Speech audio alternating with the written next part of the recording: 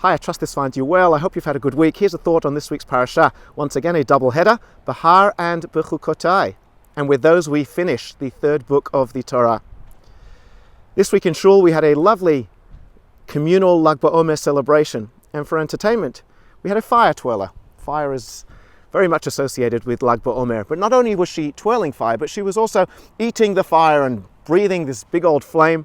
And for us adults, we know that she is a professional, and whilst it's entertaining, we understand that for her perhaps it's not so dangerous, she knows what she's doing, but for a child, while it's really entertaining and they're in awe and they're gobsmacked, you would think that perhaps it's a bit confusing.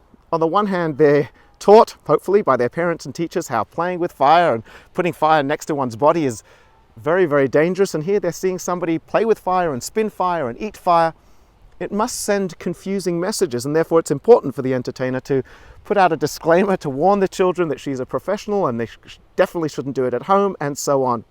But what we do see from here is that the things that we see often affect the way we act. And we see that in this week's Parsha. There is a prohibition against worshipping idols. Do not create statues, and so on. And Rashi commentates on this verse and says, why here? The Torah tells us numerous times about worshipping idols. Why is it mentioning it again in our Parsha? And Rashi tells us the context.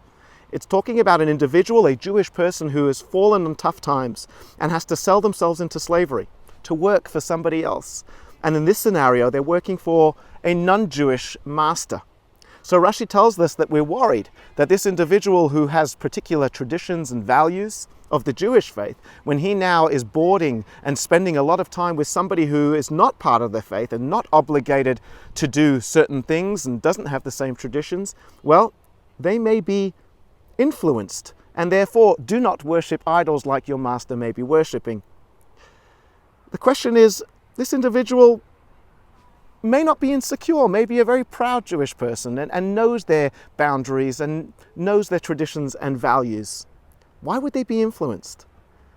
And the answer is because we often underestimate the influence that the world around us has. The people we hang out with, the places we go, the shows we watch, the music we listen to, the conversations we engage in, has a profound impact on our psyche. And it's the same thing when it comes to education. The music our children listen to, the kids they hang out with, and so on, has a tremendous impact. And even if we are secure with who we are, when we're constantly surrounded by a particular energy, by particular people, by particular scenes, it does have an effect on us.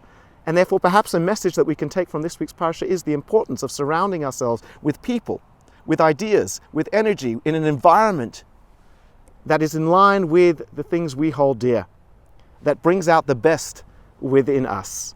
And with that, I wish you and yours a Shabbat Shalom. Have a wonderful weekend.